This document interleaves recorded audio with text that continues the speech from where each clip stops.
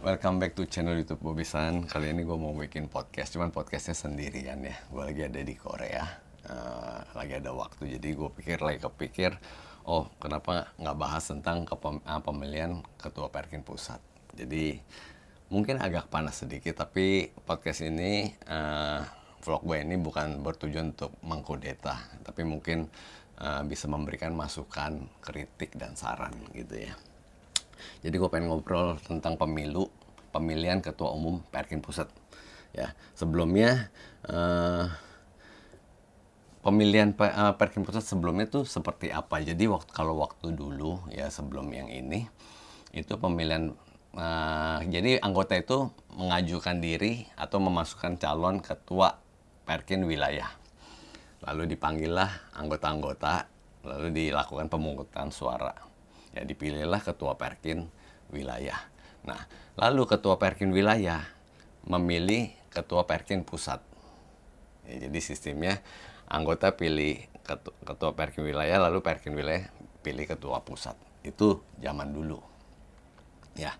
Nah, zaman sekarang ini, terutama setelah IKK diambil alih lalu dirubah jadi Perkin kembali. Waktu itu kan ada Perkin dirubah jadi IKK karena ada yang patenin nama Perkin. Nah, IKK ini lalu dibikin jadi Perkin kembali.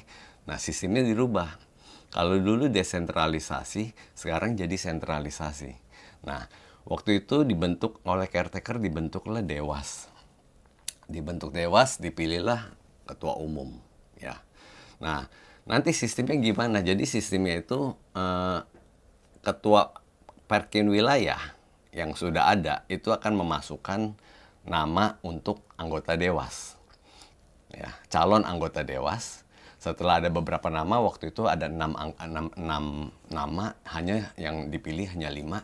Nah, dari 6 nama ini dipilih oleh anggota, jadi terpilih 5 dewas. Nah, 5 dewas ini nanti akan berembuk untuk memilih ketua Perkin pusat.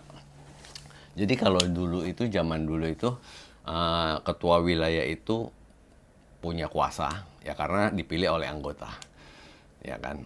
Lalu punya uang, Perkin wilayah memberikan retribusi ke Perkin pusat. Ya. Nah, sejak sentralisasi jadinya ketua Perkin pusat itu dipilih oleh Dewan Pengawas, Dewas. Ya. Lalu nanti ketua Perkin pusat akan memilih ketua wilayah, ketua-ketua wilayah akan dipilih oleh ketua Perkin pusat. Ya. Nantinya ketua Perkin wilayah pada saat untuk pemilihan dewas akan memasukkan calon anggota dewas untuk dipilih oleh anggota. Paham nggak ya? Jadi saya ulangi ya. Jadi begini, setelah caretaker ini membentuk dewas, lalu memilih ketua Perkin pusat, dimulailah pemilu berikutnya, yaitu dengan ketua Perkin pusat akan memilih ketua Perkin wilayah. Ya, jadi yang ketua Perkin wilayah ini dipilih oleh ketua Perkin pusat. Lalu ketua Perkin wilayah akan memasukkan calon dewan pengawas, memasukkan nama untuk calon dewan pengawas. Lalu dibuatlah pemilu, anggota memilih memilih dewan pengawas. Ya, setelah dewan pengawas terbentuk, dewan pengawas ini akan memilih ketua Perkin pusat. Jadi ketua Perkin pusat ini dipilih oleh dewan pengawas ini dipilih oleh ketua Perkin wilayah, dan ketua Perkin wilayah ini dipilih oleh ketua Perkin pusat. Ya. Jadi setelah terbentuk begini, yang saya lihat dari kekurangan ini adalah ini seperti kayak lingkaran setan ya. Gimana ya?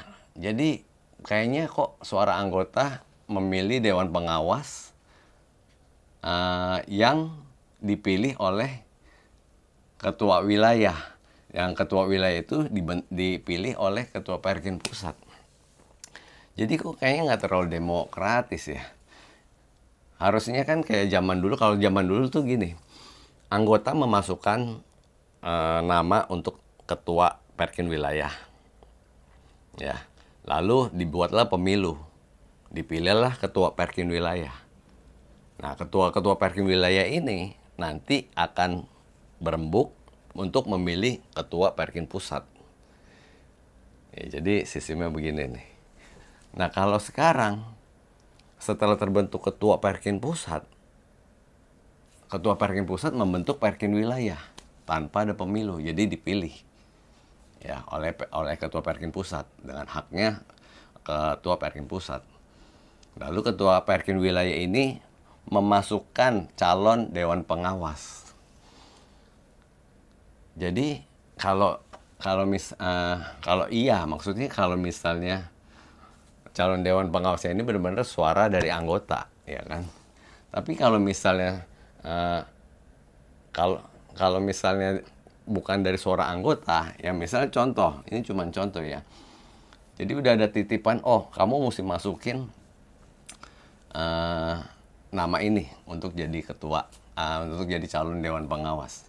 Kalau enggak, kamu saya turunin, nggak jadi ketua wilayah lagi. Nah itu gimana gitu loh. Ya problemnya di situ ya. Jadi baiknya gimana? Kalau saya pikir sih mungkin sentralisasi itu bagus. Jadi kalau kita ngomong sentralisasi ya dan desentralisasi. Jadi kalau zaman itu ya waktu tahun 2000-an pernah kejadian karena wilayah itu kuat, ketua wilayah itu dipilih anggota. Lalu ketua wilayah ini ada masalah dengan Perkin pusat ya. Dan berseteru, dan ketua wilayah ini melakukan kesalahan yaitu membentuk Perkin pusat bayangan. Nah harusnya Perkin pusat itu kan bisa melikuidasi Perkin wilayah. Kenyataannya nggak bisa. Karena yang bisa menjatuhkan ketua Perkin wilayah itu adalah anggota. Karena ketua Perkin wilayah dipilih oleh anggota. Ya, sama kayak presiden. Jadi presiden itu kalau zaman dulu dipilih oleh MPR. Jadi kalau misalnya presiden mau dijatuhkan itu, mau diturunkan itu mesti lewat MPR. Nah cuman sekarang kan presiden itu dipilih oleh rakyat. Ya, jadi bisa apa enggak dijatuhkan oleh MPR atau DPR mungkin ada caranya ya, mungkin bisa, tapi mungkin lebih ribet, nggak seperti zaman dulu. Nah, kalau sekarang waktu itu jadi Perkin wilayah itu yang berseteru dengan Perkin pusat itu tidak bisa dijatuhkan, ya kan? Akhirnya waktu itu diambil jalan tengah ya didamaikan, akhirnya itu lagi. Cuman berdasarkan pengalaman itu dipikirkanlah untuk proses sentralisasi. Ya ada plus ada minus ya. Jadi sentralisasi itu jadi satu kebijakan untuk semuanya. Jadi nggak beda-beda. Kalau zaman dulu mungkin kebijakan Perkin wilayah Jaya, Jakarta dengan Perkin wilayah Jawa Timur itu berbeda. Ya. Dan ada ketimpangan. Jadi misalnya Jawa Barat, Perkin Jawa Barat itu lebih banyak uang kasnya karena banyak breeder di sana. Sedangkan mungkin di Jawa Tengah lebih sedikit. Jadi agak ketimpang. Cuman dengan sentralisasi ini mestinya akan lebih baik, jadi lebih merata ya. Jadi kalau misalnya ada pameran-pameran dimanapun wilayah nggak terlalu pusing. Cuman pemilihan kepengurusan Perkin pusat ini ya kayaknya perlu dipertanyakan ya, apakah sudah oke atau belum, ya kan?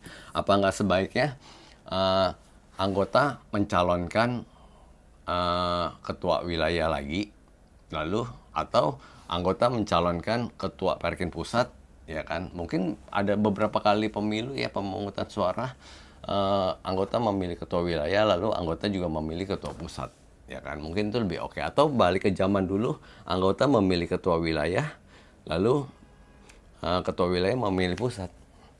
Tapi mungkin jadi bisa berseteru lagi, nggak bisa sentralisasi, ya. Jadi baiknya gimana? Apa baiknya pemilihan anggota memilih memajukan ketua Perkin pusat, ya kan? Jadi langsung voting karena sekarang sistem udah canggih, udah bisa pakai website ya, atau aplikasi, jadi nggak perlu datang ke kantor wilayah. Dimanapun juga kita bisa, kayak kemarin kan pemilihan Dewan Pengawas juga ada waktunya, jadi kapanpun anggota lagi ada waktu bisa buka website Perkin, jadi bisa voting gitu ya. Apakah kayak gitu yang lebih oke? Mungkin teman-teman ada masukan, bisa ketik di kolom komentar ya. Jadi dari anggota untuk anggota gitu, bukan kayak sekarang ini. Kalau menurut Saya sih sekarang ini nih kayaknya jadi yang berkuasa itu ketua umum Perkin ya. Ya, karena dia memilih ketua Perkin wilayah. Ya kan, bisa aja oh lu masukin nama ini, nama ini. Jadi sudah dibentuk gitu loh. Mungkin bisa begitu. Ya. Jadi buat teman-teman yang paham dengan masalah pemungutan suara gini, pemilihan gini, mungkin bisa kasih masukan di kolom komentar. Ya semoga podcast ini bisa jadi masukan buat pengurusan supaya bisa lebih baik lagi. Oke, thank you.